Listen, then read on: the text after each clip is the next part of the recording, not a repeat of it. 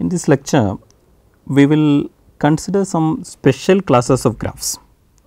So, in the last two classes, we were looking at perfect graphs, and we in fact studied several special classes of graphs before that, because to introduce the perfect graph, we studied caudal graphs, comparability graphs, several such classes we studied. So, this is in some sense a class which will just introduce some more special classes which are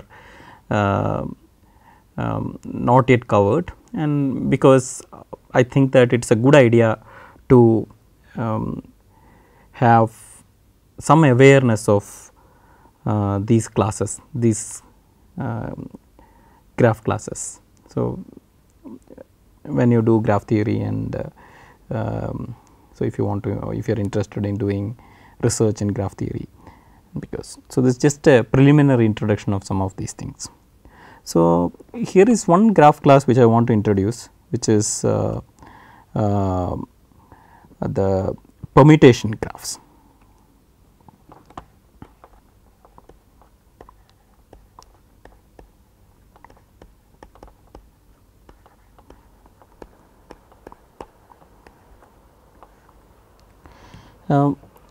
What are permutation graphs?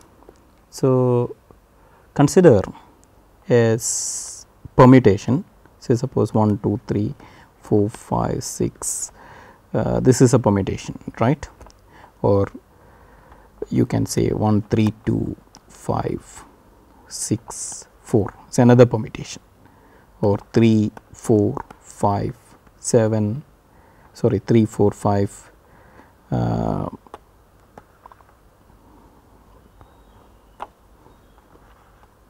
1, 2 and 6, this is another permutation, right. So, now for each of these things, corresponding to each of these permutations, we can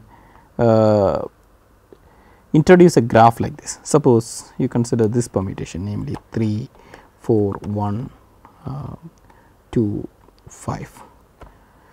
So, of 1 to 5. So, introduce some vertices 1 corresponding to each of these numbers 1, 2, 3, 4, 5. Now, what you do is whenever you have the number, say 2 pairs, if you take say I and j. So, without loss of generality, let us say I is less than j. Now, in the permutation, see they are ordering. Suppose if I is equal to 1 and j is equal to 3, right. Now, this 1 and 3 comes in the reverse order in the permutation, right, it is in the wrong order. So, then we put an edge. So, for instance 1 and 2, they are in the correct order in the permutation, see here. So, therefore, we will not put an edge here. Now, 2 and 3, they are in the reverse order in the permutation, because it comes as 3, 2, so we put an edge here. So, now 1 and 4 is in the reverse order, so therefore, we put an edge here, right. And what about 2 and 4? 2 and 4 is also in the reverse order, we will put an edge here, right. And then what about 1 and 5? 1 and 5 is in the correct order, so we would not put an edge here. And what about 3 and 4? 3 and 4 is in the correct order, therefore, we will not put an edge. And 4 and 5 correct order, therefore, we won't. This is a graph. So, you can see that 5 did not get any neighbor here, because it was in the correct order with every vertex, right, because see 5 is the biggest number, it came in the last, therefore, it is non-adjacent to. So, this is the graph corresponding to this permutation. So, you can ask, suppose this permutation was just 1, 2, 3, 4, 5 like this, then what will happen? Then everything will be in the any pair, if you take, they are appearing in the correct order. Therefore, our graph will be a collection of independent, so an independent set 1, 2, 3, 4, 5, right, is not it. Now, so now you can consider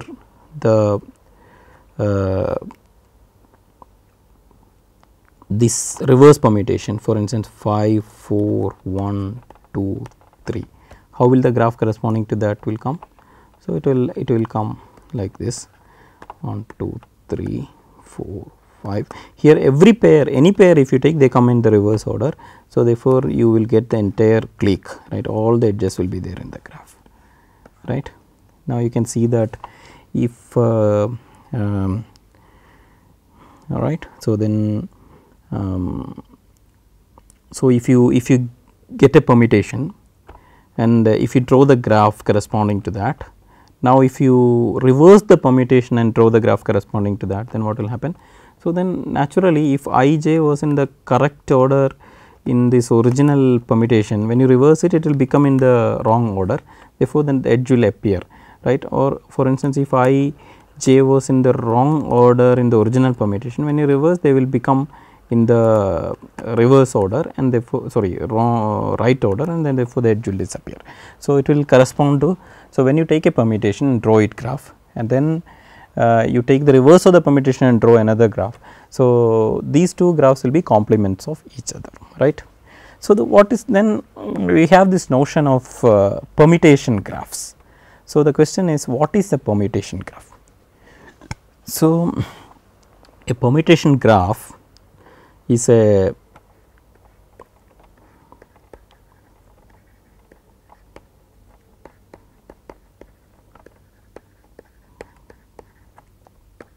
graph which is isomorphic to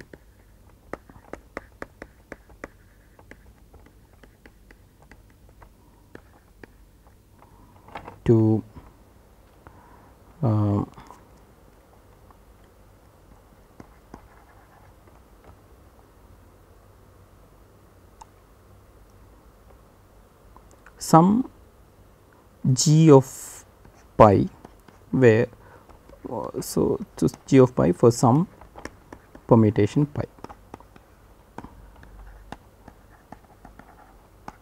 What is g of pi? G of pi is the graph corresponding to that permutation. So in other words, the issue is to get the, so we have to demonstrate some permutation.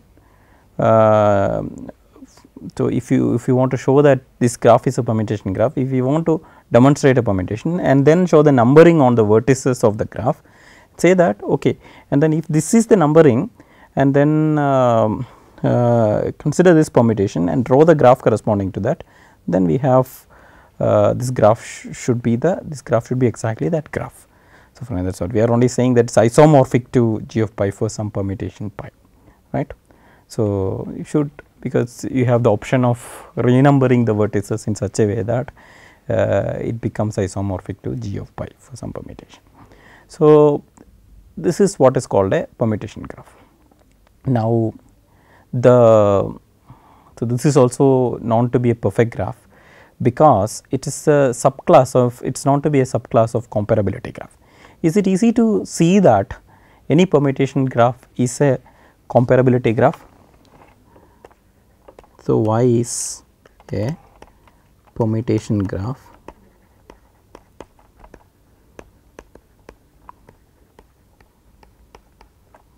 a comparability graph?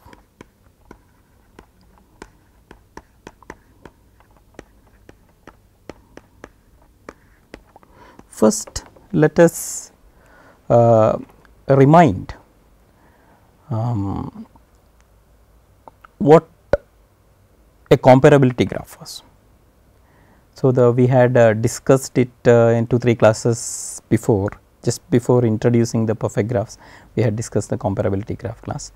Essentially comparability graphs correspond to a partial order, and in other words they are the ones who can be obtained from a partial order by discarding the the directions on the edges, and so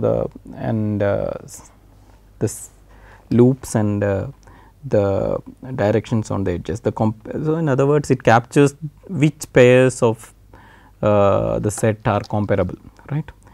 And in other words, we can say that if a graph is comparability if we can transitively orient the edges of the graph. In other words, so for instance, if you had taken this cycle, you can orient the edges of this graph like this, right. It is a transitive orientation, in the sense that whenever you see two edges in the same direction, and then this edge should be present, this third edge should be present, and the direction should be like this. That is, such an orientation is called transitive orientation. As we have seen, some graphs can be transitively oriented, for instance like this, but if it was an odd cycle, we could not have transitively oriented the graph. 1 2 3 4 5 see, yeah, for instance this graph cannot be transitively oriented. Why is it so? For instance, if you put like this, then this this cannot be, this edge is not there, so we have to keep putting like this, right. So we have to put like this, we have to put like this, we have to put like this. Then here this edge, so this says that you have to put it across this, but then this edge says that it should be. So this cannot be, odd cycles cannot be transitively.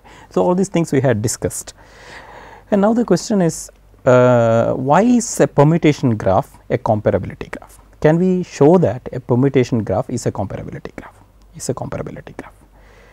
So to show that, we only have to demonstrate how we can transitively orient the edges of a graph. Consider some permutation.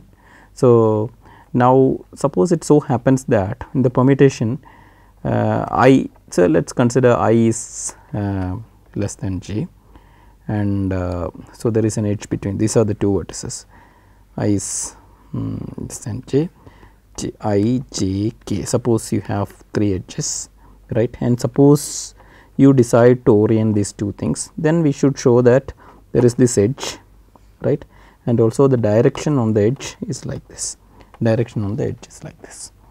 So these two things are important. Now the question is to somehow orient the edges. So we will decide this rule whenever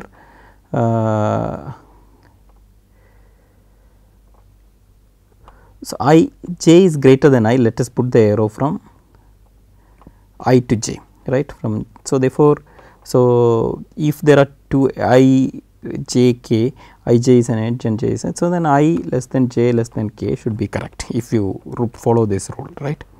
And now the point is, the fact that I less than j and there is an edge between I and j means in the permutation, suppose if you look at the permutation, j occurred in an earlier position than I, right. That is why, because that is in the wrong order in the permutation, that is why this edge is present here, right. This means this j occurred earlier than I.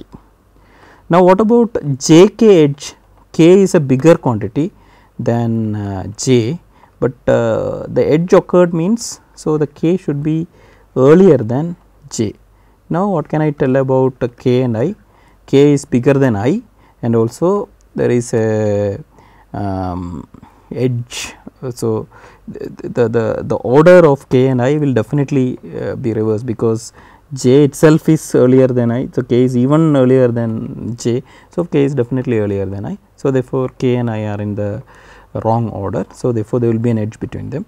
Now the direction is always from I to k, because we are always directing the edges from I to k. So therefore we have demonstrated a transitive orientation for the permutation graphs. So therefore the permutation graphs are transitively orientable, and then so therefore we can infer that they can be they are comparable graphs, right. Now the interesting an interesting theorem about the permutation graphs is that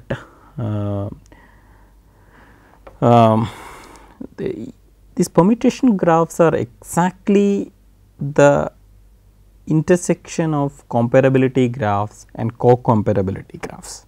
That means a graph is permutation if and only if it is a comparability graph and its complement is also a comparability graph. G and G complement are comparability graphs.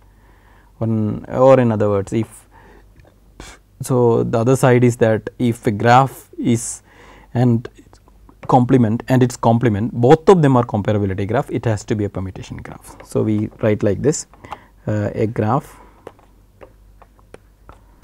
G is a permutation graph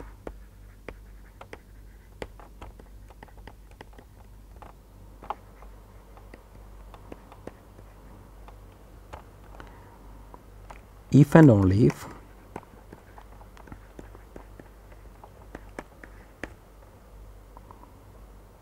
G and G bar are comparability graphs.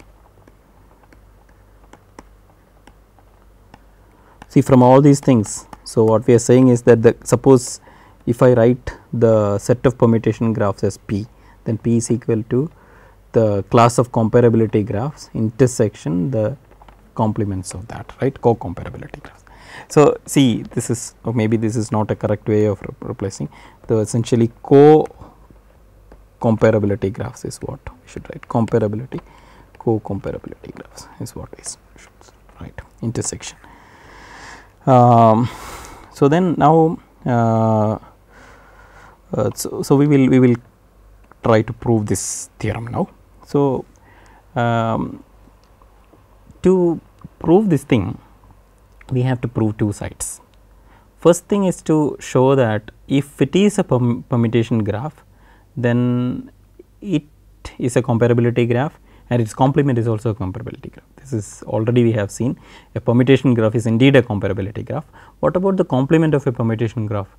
As we have seen, a permutation graph means it has a certain permutation associated with it. That means you can identify a permutation on 1 to n such that when you construct the g of pi, the graph of that permutation, we will indeed get this particular graph, right.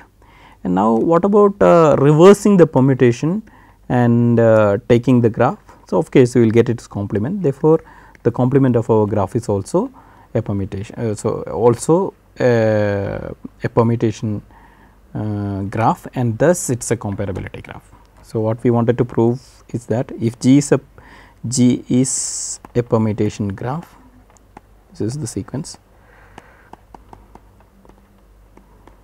then G complement is also a permutation graph, and because it corresponds to the reverse permutation, and any permutation graph is a comparability graph. Therefore, both G and G complement a comparability graph. So, that is the easy part. Now, the more difficult part, suppose a graph is given G, we know that it is a comparability graph.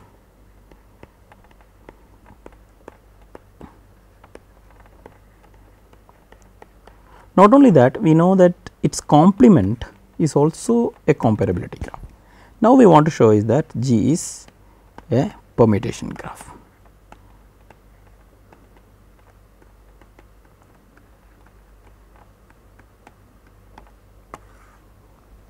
Then we want to show that it is a permutation graph. In other words, we want to demonstrate a permutation associated with G such that G is the graph of that permutation. How do you do it? So, to do this thing, we first consider a transitive orientation of G. So, G is a comparability graph, therefore, it has a transitive orientation. Let us call this transitive orientation as F. What do we mean by F? It is the directed edges, because every edge in G gets a direction. So, this the collection of directed edges will be called F, because this is not this is a new entity, because essentially an edge can be given two different directions. So, we have to we cannot identify it with just the edges. So, it is we will call it F, transitive orientation. Now, the G complement is also a comparability graph, and its edges also can get a transitive orientation. Let us call it F dash, right. Let us call it F dash. So, we can even put an arrow if you want. This is the thing, this is right. Now what will happen if I take f dash union f union f dash, right. So, of course, now this the edge set of G union G complement essentially correspond to the edge set of a complete graph on n vertices, right. All the edges will come then, right. Now, what we see is f union f dash is indeed a orientation for the edges of a complete graph Kn, isn't it, because you have collected the edges of G and gave an orientation for each of them. It is indeed a transitive orientation. Now, G bar you took and then you gave a transitive orientation for that. This G bar contains exactly the remaining edges, and then they are all the edges of the complete graph gets an orientation now. That is what has happened when you consider the f union f dash. Now, the next point is that what can I tell about this orientation f given by f union f dash for the edges of K, the complete graph on n vertices. We claim that it is acyclic. What do you mean by acyclic? That means there will not be any directed cycles with respect to this orientation of the edges. In f union f dash, we will not have any directed cycles. This is indeed easy to prove. In fact, suppose there is a directed cycle, then what will happen? Suppose there is a directed cycle. So, then we can say that, see, suppose this is the direct cycle. We consider two cases. See, this directed cycle contains 1, 2, 3, 4, 5, 6. So, we consider the case, suppose the directed cycle contains k nodes, k strictly greater than 3. Here I drew 6 nodes. So, it can be 4, 5, 6, anything. Suppose so many edges are contained in that directed cycle. Then now you can see that. So, let's consider this thing, right, this possible 1 3, because it is a complete graph, the edge is there, right. There are two possibilities. This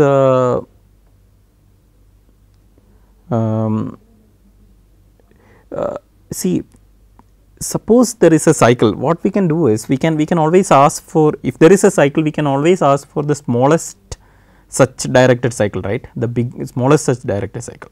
The smallest direct cycle suppose is of length more than 3, that is the case we are considering. We will contradict the fact that it is smallest, right. Why is it where is the contradiction? So, because you know this edge, because it is a complete graph, we have this edge, the direction can be either like this. If it is like this, then what will happen? Then you see we can follow this edge and then like this, and we get a smaller directed cycle. So, the fact that we took the assumption that we took the smallest directed cycle is violated here, is not correct, right. So, but then you may say that, okay, what if the direction was not like that? So, for instance, it can be the direction can be the other way, right, because it can be this way. Then you consider this directed cycle. Here this is a smaller direct cycle than this entire thing k, right. So, in either case, whether the direction is in this way or in this way, in both ways you get a smaller directed cycle. So, what can you infer? The smallest directed cycle has to be of length 3, if at all there is a cycle there.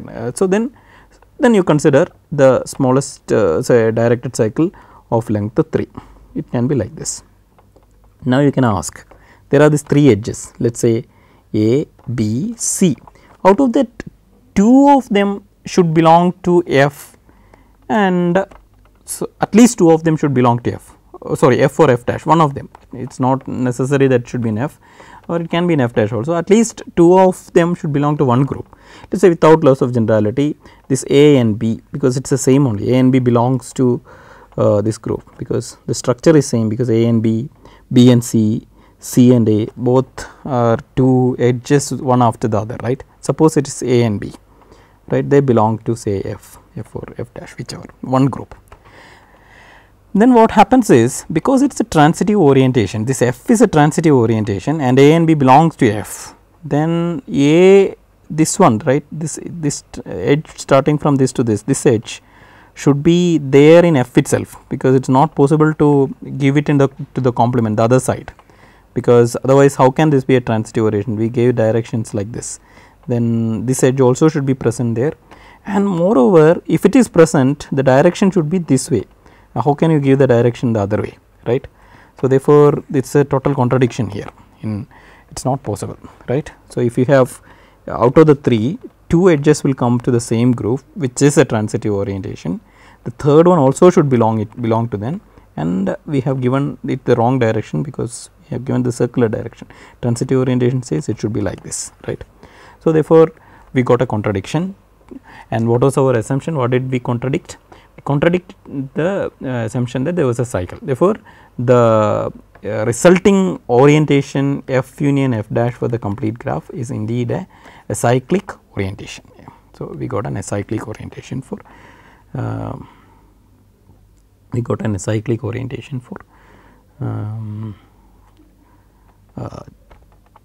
complete graph. Now what we do is, see, you recall this F was the orientation, transitive orientation corresponding to G, and F dash was the transitive orientation corresponding to G dash. Now we can suppose we have considered F bar, or maybe F bar. F bar means the same edges, edge set is same, but then whenever we directed like an edge like this in F, we will direct it in the opposite way in F dash, right. So I will reverse the directions of all the edges in F, that we get F dash, right, F bar.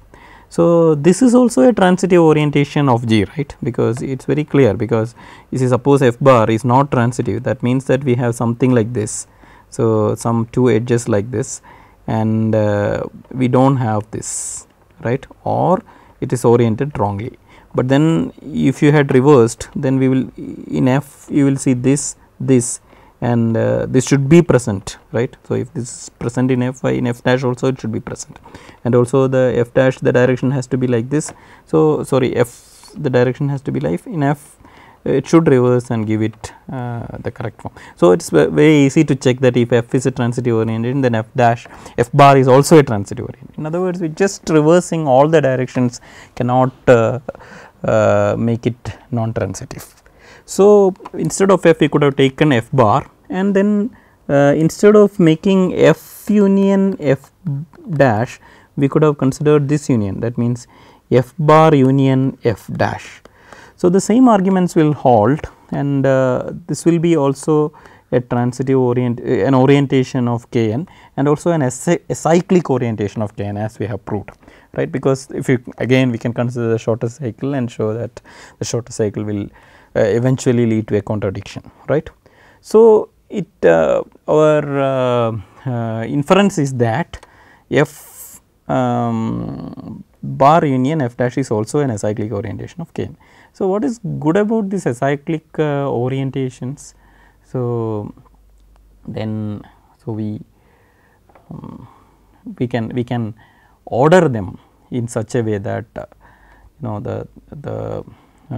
we get a total order corresponding to Kn, right, because if it is acyclic. So then if you do a topological sort, because it is anyway it is a total order, because all the pairs, because the complete graph we have a direction between every pair. So we will get a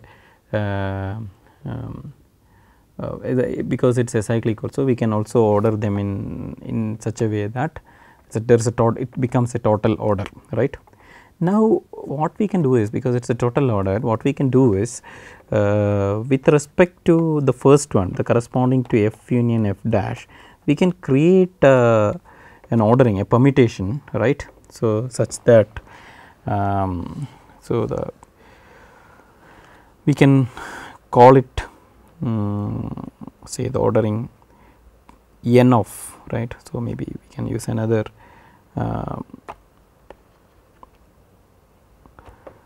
notation for that. So, h of, right. So, if corresponding to this thing we can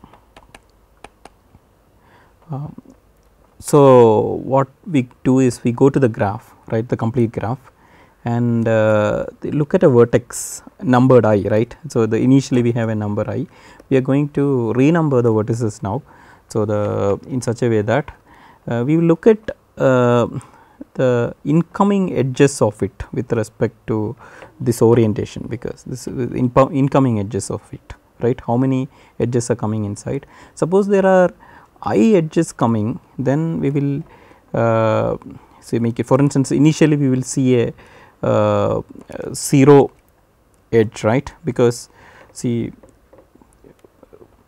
we claim that, see the what we can do is we claim that there is a vertex with the incoming edges equal to 0 number of edges coming inside that vertex. Why is it so? Because if every vertex is with an incoming edge, right. So, now if I track back, for instance, if I go backward through the incoming edges, where will I reach? Because every time I can go back, right, I can go back, so through an incoming edge, and then because it is a finite graph, it has to, you have to stop somewhere. So, the only way to stop is by forming a cycle. You will enter into some one of the this thing. So, therefore, because it is acyclic, you will have to find out one vertex with no incoming edges to it. So, we can start with that vertex, we will number it 1, and then once you remove it, right, all the edges of it are going outward only, right. So, therefore, now we can see that in the remaining graph there is again a vertex with incoming degree 0, but then this vertex will be providing exactly one edge into it. Therefore, its incoming degree in the entire thing is 1. Therefore, that can be called the second vertex, and so on. So, that means there will be a vertex with I incoming edges in it, then that vertex will be called I plus 1. 0 incoming edge will be called 1 first vertex, the 1 incoming edge exactly will be called 1, 2 incoming edge will be called exactly 2, so I incoming edge will be called the vertex I plus 1, right. So, we number the vertices like that based on that. So, similarly, we will consider the other orientation, namely f bar union f dash, and based on that also we will define a numbering. We can call this numbering as h. The vertex x will be given the corresponding name here, the vertex sorry h, this is h, the vertex h will x will be given the number of incoming edges will be the plus 1 will be the name for that. Similarly, with respect to this orientation we again make another this thing. So, for h dash of x, now the interesting thing about this h of x and h dash of x is that if you take any edge of the original graph G, if you consider any edge of the original graph G, so what is interesting is in this first one, if the direction is like this, in the second one the direction will be reversed, it will be like this, right. So, therefore, if with respect to h this got a lower number and this got a higher number, with respect to h dash this will get a lower number and this will get a higher number. So, essentially they will reverse their roles. In other words, what we can say is that for if x y is an edge of G, if x y is an edge of G, now h of x minus h of y into h dash of x minus h dash of y will be less than 0. So, that is what, right. So, that product will be negative, or in other words, so we do not have to worry too much about it.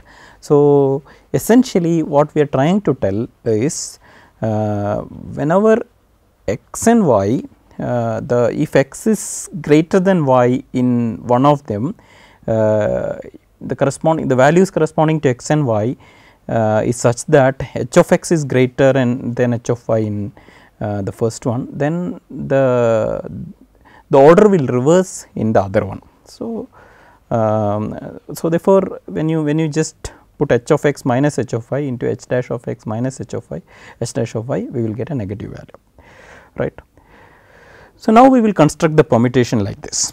So, we will take a vertex I, right, we will take a vertex I, and this vertex in the first with respect to h of x, maybe we will find some x such that h of x is I somewhere in the, so that permutation I will appear somewhere, right, in that permutation I will. So, this is the position x, right, x position I has appeared. Now, what you do is, so we will consider in the corresponding position what is there here, right. Now, that position will be made. So, we will take this value and in the corresponding position, right, we will place I. That means, pi inverse of I will be made h dash of x. If h of x is equal to I, then we will make pi inverse of pi I inverse is equal to h dash of x. The position number corresponding to I will be made h dash of x. Now, we know that h of x, for whenever there is an edge, h of x minus h of y into h dash of x minus h dash of y is negative, right. So, it is less than 0. So, but then this is essentially our, so suppose I j is an edge, then this is essentially some x and y corresponding to, so this I is, this is I, this is j, right, and then this is what, this is pi inverse of I minus pi inverse of j, right, because this is by decision. So, this will be less than 0. This is, we are making use of this property. So, what does this later inequality means? This later inequality means if I is smaller than j, then the positions, corresponding positions will be reverse, right. I will be in a, if I is a smaller number than j, then pi I should be a greater number than pi j, pi I inverse should be a greater number than pi j inverse. So, therefore, they will appear in the permutation in the wrong order, in the corresponding permutation. Okay, we also have to consider the edge set, suppose there is no edge between. So, we consider when there is an edge here, suppose there was no edge here. If there was no edge here, then we know both in both cases, if this also in both the orientations, we will get the same direction for that, the corresponding pair, right, the edge, because we are not changing, we are only changing. So, we had once f union f dash, the other thing was f bar union f dash, right. In this thing, suppose the pair was like this, in this thing the pair, so for instance x y is a known edge, right. So, then that belongs to f dash only. So, we gave this direction, and then here also x y will belong to this f dash, we are not changing it. So, it will be the same orientation. So, if the values assigned to this h of x, if it is less than h of y here, so h dash of x will be less than h dash of y also here, because the orientation, the directions are same. So, therefore, there they will not, whenever there is known edge, this h of x, so then see h of x minus h of y, right, into h dash of x minus h dash of y will be greater than 0, right, because they will be positive, either they are both positive or both negative, therefore they are positive. Therefore, it will we can say that this property of being negative will happen, that product being negative will happen only when this x y is an edge. If x y is not an edge, that will not reverse. So, we have described now how a permutation can be constructed from the graph. So, we will summarize the idea of the proof. So, we wanted to show that if G and G complement both have transitive orientations, then G is a permutation graph. So, what we did is we considered the transitive orientations f and f dash of G and G complement. If f is a transitive orientation, the f bar which is obtained by reversing all the directions is also a transitive orientation of G. So, then we considered two kinds of orientations of the complete graph, mainly f f dash and then f bar f dash. This was the crucial thing, and both are acyclic. This is what we proved, both are acyclic, and acyclic means we have a total ordering there, and then we considered a numbering h of x from based on this, and considered a numbering h dash of x based on this, right. This h of x, so numbering was just that you counted the incoming edges for a vertex and plus 1 was given as its number, right. That vertex was labeled with that number, that is h of x, that is h dash of x, and this h of x and h dash of x will have the property that this, if you consider this product h of x minus h of y into for two vertices x and y, suppose if you had considered this product, means when you minus this h of x minus h of y and h dash of x minus, this is less than 0 if and only if x and y are adjacent. If they are adjacent, this has to be in two different, because of we reverse the edge directions in both the cases. So, one will be if this is positive, this has to become negative, and vice versa.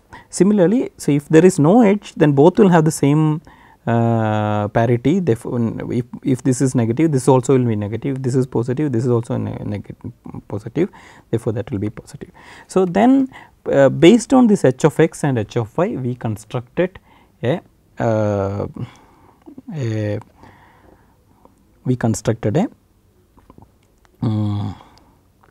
permutation. How did we do that? We just considered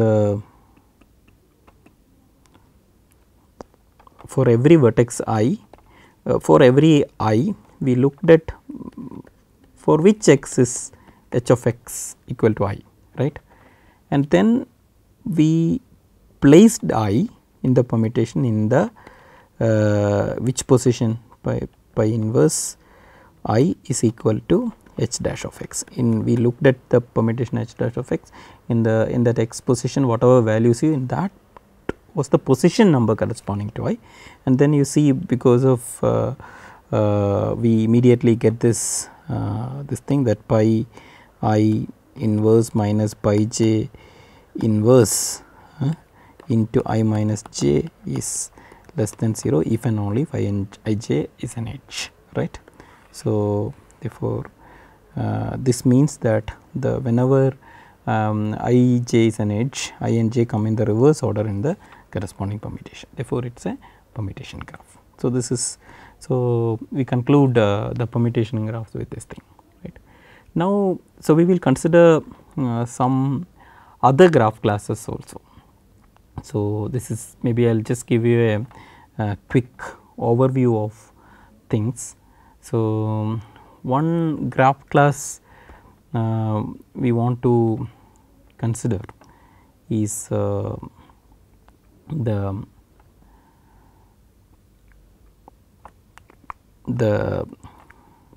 some see we will say that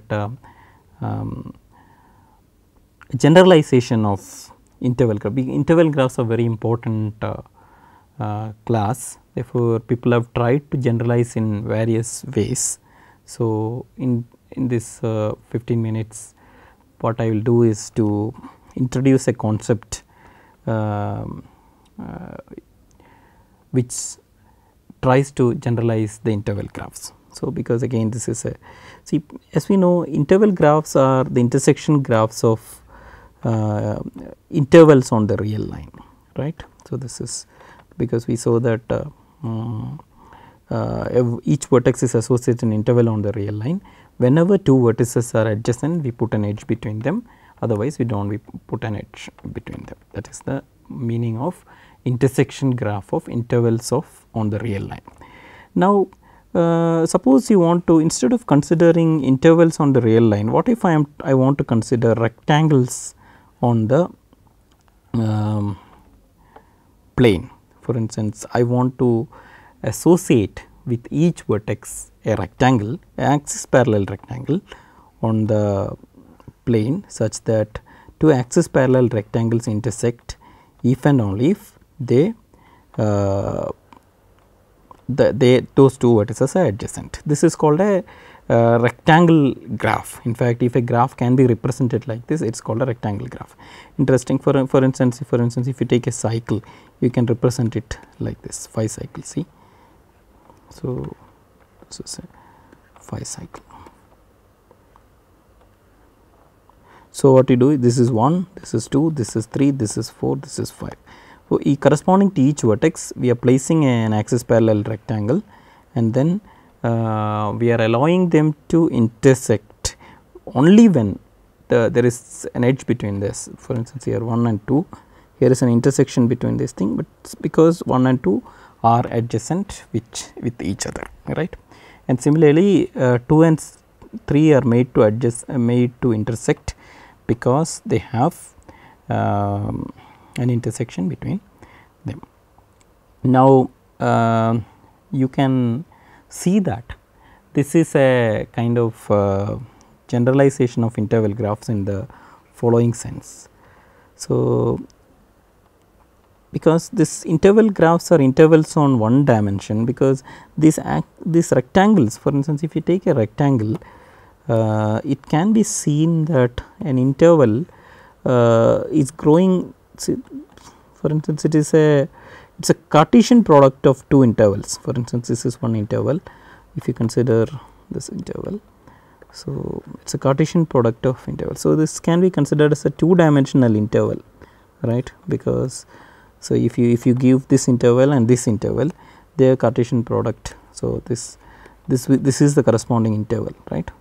So, it's a then while just like interval graphs of the intersection graphs of one dimensional intervals, these are the intersection graphs of two dimensional intervals, right.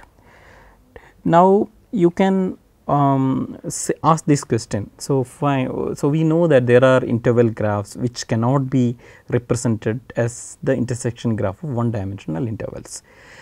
Similarly, there are graphs which cannot be represented as the intersection graphs of two dimensional intervals.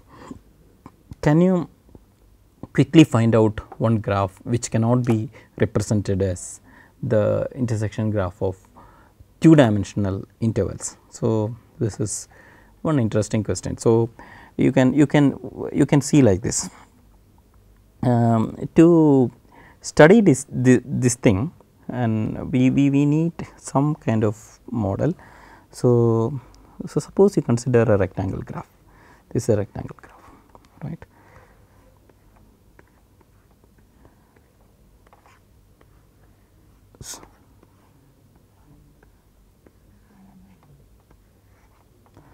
Now, if you are given a rectangle representation of the given graph, that means a vertex is associated with some rectangle. So, we draw a rectangle corresponding to any vertex, and then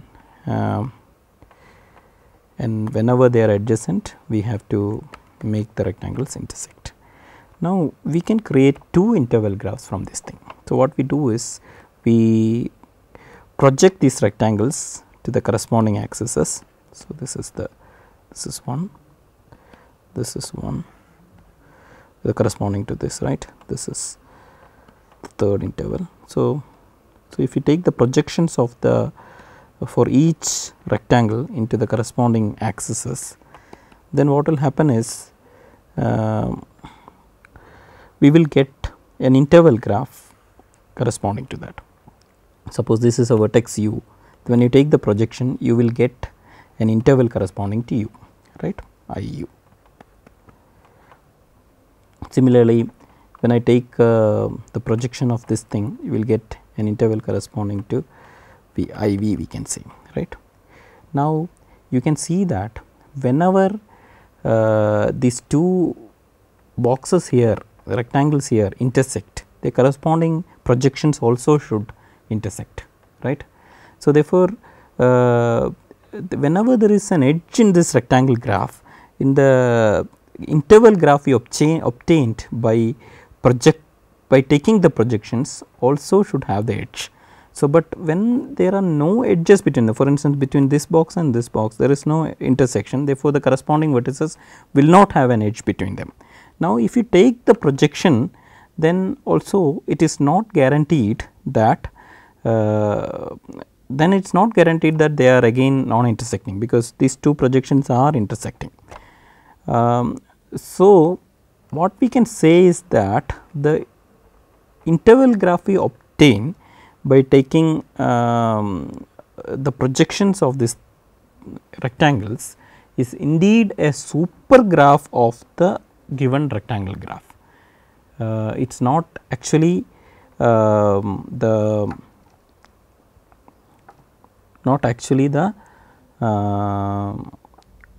exact graph. There can be some extra edges, but all the edges which are present should be always present, but some extra edges may come, therefore, it is only a super graph.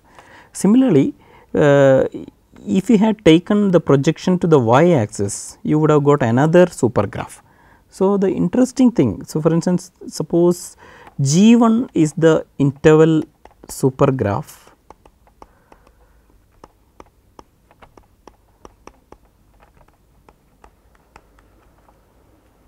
obtained by taking projections to x axis, and G2 is the interval super graph obtained by taking projections to y axis. Then we can easily see that if I had taken G1 and G2 both have the same vertex set, because the corresponding to each box we took a projection to x as well as we took a projection to y, right. So, therefore, in both cases we see that there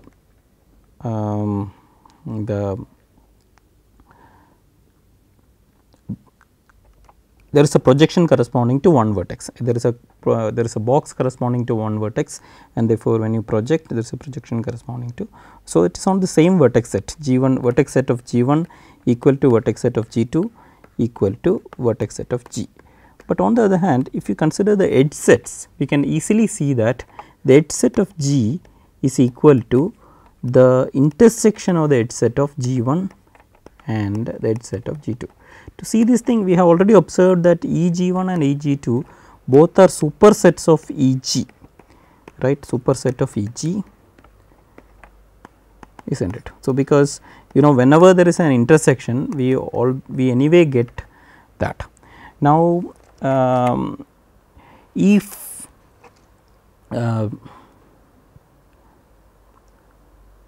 some edge x y is missing in G, suppose there is this x y which is not there in EG, then that means two rectangles corresponding to x and y do not intersect, it will be like this. So, it can be some x and it can be some y, right, it can be something like this. Now, it is possible that in one of the axes their projections intersect, but it is not possible that in both the axes their projections intersect.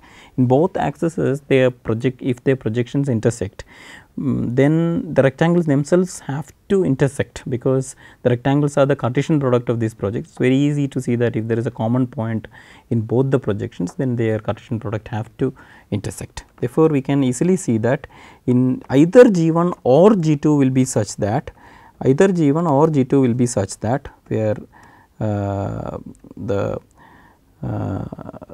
this edge which is not there in EG will not be there in EG1 or in one of those graphs. That is why this E of G becomes the intersection of E of G1 and E of G2. Now, why did we tell this thing? You suppose you have if a graph can be drawn on the two-dimensional plane as the axis parallel intersection graph of axis parallel rectangles, then we can find out two interval graphs I1 and I2 such that G is equal to I1 intersection I2. When I say I1 intersection I2, the vertex set is same for all the graphs. The edge sets intersection edge set of G will be the intersection of edge set of G. Now, we claim that if you consider this small graph, so you take this graph, now this is missing, so this connection is there, and this is missing, this connection is there, this connection is there, this is missing. Now, we claim that if you consider this graph, this cannot have a representation in two-dimensional plane. So, this is because these three edges should be missing in I1 or I2, right. Each one of them should be missing in one of them. Now, pigeonhole principle says that there are three of them, there are two interval graphs. Now, two of them should be missing in one of the interval graphs. Suppose without loss of generality, this and this edge becomes missing in I1. Then what will happen? Then you see that there is a 4 cycle like this, which will because this all the edges which are there here should be in I1 also, because there I1 is a super graph, and then these two edges are missing. That means there is induced 4th cycle, which is a contradiction. Therefore, two interval graphs cannot give G as an intersection. So, thank you. We will stop the class with this.